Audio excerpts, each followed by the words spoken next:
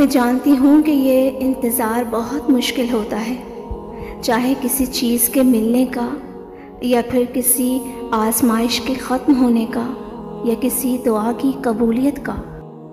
دل نا امیدی کے اندھیرے غار میں بسیرا کر لیتا ہے کہ شاید اللہ تعالیٰ مجھ سے ناراض ہے جو اب تک میں نوازا نہ گیا۔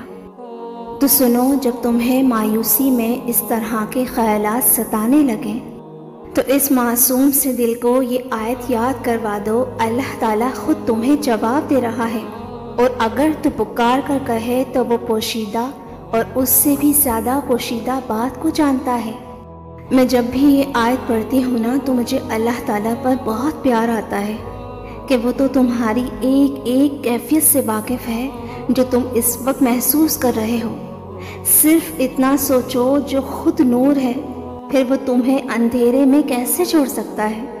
یاد رکھنا، تکلیف جب سر سجدے میں جھکا دیتی ہے نا تبھی تو انسان سر اٹھا کر چلنے کے قابل ہوتا ہے۔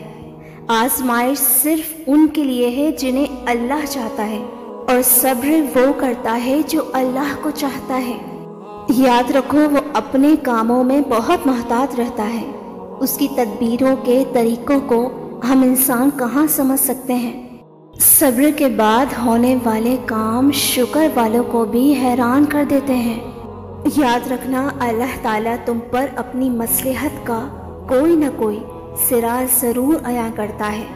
جو اشارے اللہ تعالیٰ آج تمہیں دے رہا ہے انہیں نظر انداز مت کرو۔ تمہاری سسکیاں گواہ ہیں کہ تمہاری نگاہیں جن راستوں کی متلاشی تھی نا، یہ وہی راہ گزر ہے۔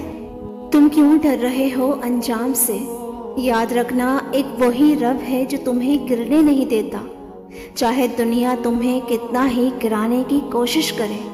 وہ ایسا رحمان رب ہے جو کسی کا سوال رد نہیں کرتا، تو وہ تمہارے اتنے مانگنے پر مایوس کیوں کرے گا؟ قرآن کہتا ہے اللہ وہ ہے جس کے سوا کوئی خدا نہیں، لہٰذا ایمان والے کو اللہ پر ہی بھروسہ کرنا چاہیے۔ بعض دفعہ اللہ تعالیٰ کچھ دروازے تمہاری بہتری اور حفاظت کے لیے بند کرتا ہے، لیکن تم اپنی انگلیوں کو انہی دروازوں میں پھنساتے ہو، پھر وہ تکلیف مزید بڑھ جاتی ہے۔ بالکل پریشان ہوئے بغیر اپنے رب پر اندھا یقین رکھو، اگر ایک پھول نہ ملا تو ہو سکتا ہے اس نے پورا باغ تمہارا مقدر کر رکھا ہو۔ دعا ضرور مانگو، بار بار مانگو، مگر صبر کے ساتھ اس کی مصلحت پر بھی یقین رکھو۔ جو اس وقت ہو رہا ہے اور جو ہوا ہے اس میں بہتری ہے تمہارے لیے۔ اگر تم محسوس کرو کہ تم تہجد تک آئے ہو تو یاد رکھنا، وہ رب تہجد میں مانگی دعاؤں کو کبھی بھی رائگاں جانے نہیں دیتا، بلکہ وہ رب فرشتوں سے کہتا ہے تیار رکھو میرے بندے کے لیے کن فیکون کا تحفہ، یہ میرا بہت خاص بندہ ہے۔ زندگی کی آدھی پریشانیاں اور تکلیفیں اسی وقت آسان ہو جاتی ہیں جب تم اس بات پر گہرا یقین کر لو کہ وہ کبھی بھی تمہارے لیے برا نہیں چاہے گا۔ یاد رکھو، اس کی دسترس میں ہر زخم کا مرہم ہے۔ اس رب نے تمہاری کوئی فریاد ضائع نہیں کی، ویسے ہی اپنے پاس سنبھال کر رکھی ہے۔ سنو، یہ مملکت اللہ ہی کی ہے جس کے اندر رہ کر تم کام کر رہے ہو۔ تم جان لو کہ تمہارا اصلی خیر خواہ اللہ اور اس کا رسول ہے۔ نبی کریم صلی اللہ علیہ وسلم نے فرمایا، جب تمہارے غم حد سے بڑھ جائیں تو مجھ پر کثرت سے درود بھیجا کرو۔ قرآن کہتا ہے آسمانوں اور زمین میں جو کچھ ہے سب اللہ کا ہے، تم اپنے دل کی باتیں خواہ ظاہر کرو یا چھپاؤ، وہ سب جانتا ہے۔ یاد رکھنا، وہ رب تمہیں سن بھی رہا ہے اور دیکھ بھی رہا ہے۔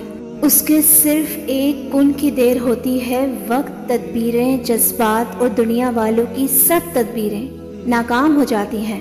بس کچھ وقت کی بات ہے، تمہیں اپنی زندگی میں معجزے دیکھنے کو ملیں گے۔ اب وقت ہے اپنے صبر، یقین اور آنسوؤں کا اجر لینے کا۔ یہ کوئی عام بات نہیں، بلکہ یہ ایک اشارہ ہے ان خوشیوں کی جانب جن سے اللہ ان قریب تمہیں نوازنے والا ہے۔ جان لو کہ قبولیت کی گھڑی زیادہ دور نہیں۔ میں نے آپ سب کے کامنٹس پڑھے اور میں بہت دل سے دعا گو ہوں آپ سب کے لیے کہ اللہ تعالیٰ آپ کو وہ سب جلد نواز دے جس کی آپ کو چاہ ہے، اور آپ کی زندگی سے تمام رکاوٹیں ہمیشہ کے لیے ختم کر دے۔ آمین۔